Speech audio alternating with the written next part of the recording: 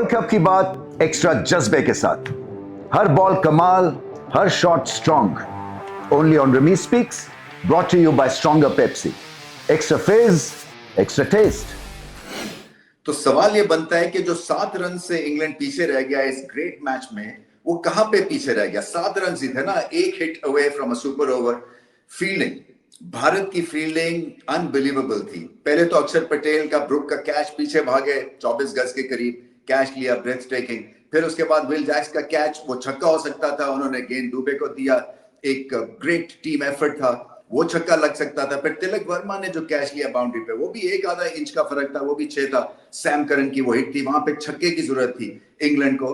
तो ये मोमेंट्स हैं जिसके ऊपर जो है ये मैच हिंज कर रहा था, बैलेंस कर रहा था। और भारत चूंकि नहीं है, टफ मोमेंट्स पे बहुत आला क्रिकेट खेली। हालांकि ये भी कह सकते थे कि जब 250 स्कोर कर दिया हमने, पहले हमें कहा कि आप बैटिंग करें, उसके बाद मैच पॉकेट में था, मगर ऐसा नहीं था। प्रेशर क्रिएट होता रहा इंग्लैंड के ऊपर और बैथल ने लाजवाब इनिंग्स खेली। देखिए 22-23 साल की इनकी उम्र है और जो इस तरह से इन्होंने हमला किया है और क्वाइटली एक तरह से ग्रो करते रहे इस इनिंग्स में, वो लाजवाब चीज थी। सो बड़े ग्रेट मोमेंट्स थे। पहले तो संजू सैमसन की ग्रेट बैटिंग थी, उसके बाद ईशान किशन का अच्छा नॉक था, फिर उसके बाद हार्दिक पांड्या के ग्रेट ऑलराउंड डे था, 2 विकेटें ली उन्होंने और ऑलमोस्ट एट पार थे बुमराह के साथ, जबकि आपको क्रिटिकल मोमेंट्स पे उनको बॉल दिया गया। फिर उसके बाद इनकी फील्डिंग अच्छी थी, बैटिंग बुरी नहीं की हार्दिक पांड्या ने। और ओवरऑल अगर आप देखें तो वीक लिंक नहीं था भारत का। होता है ना कि बॉलिंग में कहीं ना कहीं आपको एक वीक लिंक मिल जाता है, वो ठीक है, चक्रवर्ती की धुनाई हुई है, वो हो जाती है एक आधे मैच में। हालांकि उनके 2-3 मैच ठीक नहीं गए हैं, बट एनीवे वो किसी पे तो हमला होना था ना। तो थोड़ा सा टेम्परमेंट और इनको रॉक सॉलिड करना है। उनको ऐसे लगता है जैसे इन पे जब चौके छक्के लगते हैं तो बिल्कुल सहम से जाते हैं, इनकी शक्ल से नजर आता है। तो मगर ओवरऑल अगर आप देखें तो यही क्वालिटीज हैं जो कि भारत को फाइनल में लेके गई हैं और अब रेड हॉट फेवरेट है। अहमदाबाद में कहां ये हारने वाले हैं, फाइनल हो ही नहीं सकता। पहले से मैं प्रिडिक्ट आपको करके बता रहा हूं।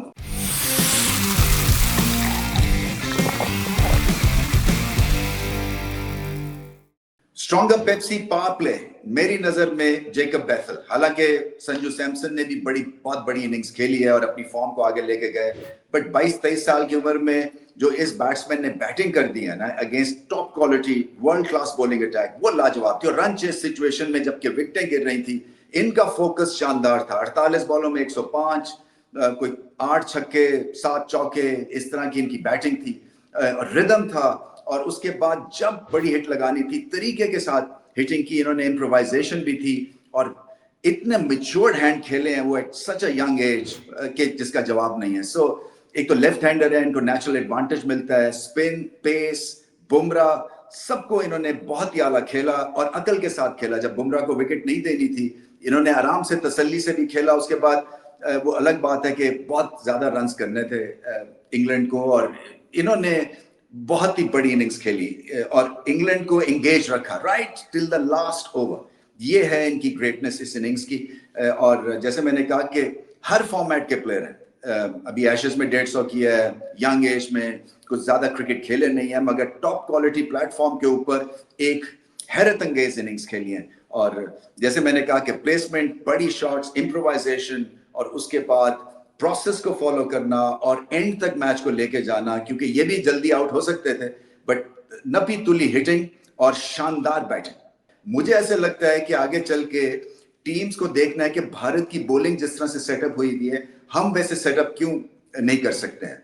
एक लेफ्ट आर्म पेसर है अर्शदीप, बहुत आला बॉल करते हैं, वो भी टफ सिचुएशंस में उनको बॉल दिया जाता है। बुमराह तो खैर वर्ल्ड क्लास है। इसके बाद आपके जो स्पिनर्स हैं, अक्षर पटेल, उनकी बैटिंग बॉलिंग लाजवाब। और एक और जो क्रिटिकल चीज अच्छी की भारत ने, वो था दुबे को आगे भेजना और उन्होंने आके आदिल रशीद, और वो स्पेसिफिक था, एक तरह से आप एनालिटिकल पंच आप कह लें, क्योंकि एक लेफ्ट हैंडर है, उनकी रेंज में लेग स्पिन अंदर आती है, उन्होंने हमला किया और आदिल रशीद जो कि एक ट्रम्प कार्ड है भारत के लिए, वो निगेट हो गए दुबे की अर्ली इंक्लूजन से क्रीज पे। और ये भी एक टेक्निकल पॉइंट ऑफ व्यू से बहुत ही अच्छा हैंड खेला भारत। तो ये चीजें हैं जो कि एक इंटेलिजेंट एनवायरनमेंट में ना आपको फोर्स करती है इंटेलिजेंट डिसीजंस लेने के लिए। सो एक तो टैलेंट है, उसके बाद एग्जीक्यूशन है, उसके बाद प्रोसेस है बैटिंग बॉलिंग में भारत की।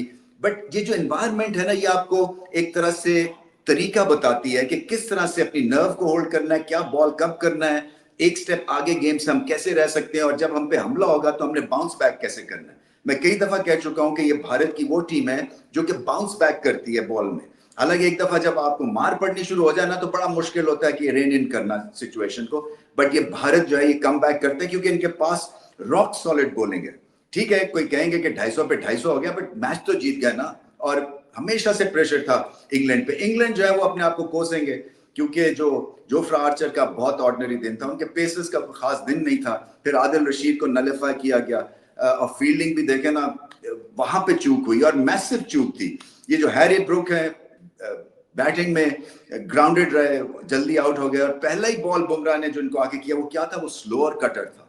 आप इंटेलिजेंस देखें, और वो खैर अक्षर पटेल ने ग्रेट कैच लिया। फिर उसके बाद संजू सैमसन का एक सिटर मिड ऑन पे छोड़ दिया, जब वो 8-10 रन पे थे, वो भी 90 का स्कोर कर गए और अपनी फॉर्म को आगे लेके गए। बहुत बड़ी इनिंग्स खेल गए फिर से, क्योंकि वो जो चौके छक्के लगे ना, इन्होंने मोमेंटम क्रिएट किया संजू सैमसन ने, और इतनी गेम को आगे ले गए 13-14 ओवर्स के बाद कि वहां पे अगर विकेट्स भी गिरी जब भारत की, तब भी प्रेशर नहीं था। और 250 एक सेमीफाइनल में बहुत ज्यादा रन होते हैं।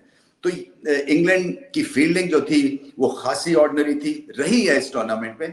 पाकिस्तान के अगेंस्ट भी उनकी खास फील्डिंग नहीं थी, और ये मैच में भी उनको कैचेस करने थे, उनको जान मारनी थी, बॉलिंग ठीक करनी थी। मुझे ऐसा लगता है कि बॉलिंग पॉइंट ऑफ व्यू से अभी बहुत पीछे है इंग्लैंड, खासतौर पे ऐसी बैटिंग कंडीशंस के ऊपर। बट मुकाबला जानदार था और बेथल ने तो मेला लूट लिया। अगर संजू सैमसन हीरो है भारत के लिए, तो बेथल जो है वो वर्ल्ड वाइड हीरो बने। एशेस में इन्होंने 150 की इनिंग्स खेली थी, वहां से अपना नाम बनाया इन्होंने, और गिने चुने फर्स्ट क्लास मैच खेले हैं। जो पाकिस्तान में होता है ना कि आप जाके फर्स्ट क्लास खेलें और उसके बाद आप ग्रूम होंगे और आके जो है फिर आप अच्छी टॉप लेवल के ऊपर जो है बॉलिंग या बैटिंग करेंगे। इसके बरक्स जो है, अगर आपकी देखें, अगर आपके पास टैलेंट है और एनवायरनमेंट अच्छी है, तो एक रॉ टैलेंट भी जो है ना वो भी चमकता है। तो इसके ऊपर भी गौर करना है। खासतौर पे मैं फिर से पाकिस्तान के पॉइंट ऑफ व्यू की बात करता हूं कि आप जिस टैलेंट को इकट्ठा कर रहे हैं, वो टैलेंट जो है क्या इस काबिल है कि उस पर काम किया जाए, उस पर आप पैसे स्पेंड करें, उस पर आप एनवायरनमेंट उसको थोड़ी बहुत दें कि वो आगे चल के हीरो बनेगा। ये बड़ा इंपॉर्टेंट क्वेश्चन होता है जब आप नए प्लेयर्स पिक कर रहे होते हैं, या वापस जब प्लेयर आ रहा होता है एक बाहर बैठने के बाद, कि उसमें क्या इंप्रूवमेंट हुई है कि उसको हम दोबारा से एक और मौका दे रहे हैं। पाकिस्तान में तो कई मौके मिलते हैं, एक तरह से रिसाइकल प्लेयर्स बहुत आते हैं, मगर क्या है कि उनकी परफॉर्मेंस फिर भी एक आधे मैच के बाद बिल्कुल फ्लैट हो जाती है। संजू सैमसन को बहुत इंतजार किया, ये भी फ्लैटेड टू डिसीव थे, मगर भारत ने इन पे जो है वो हाथ रखा हुआ था।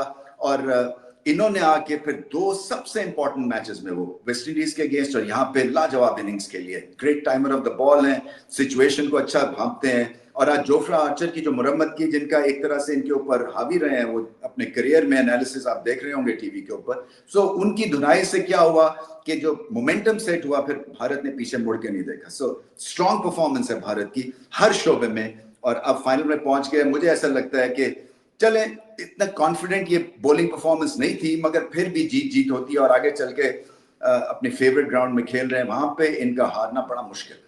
Extra fizz, extra taste, stronger Pepsi.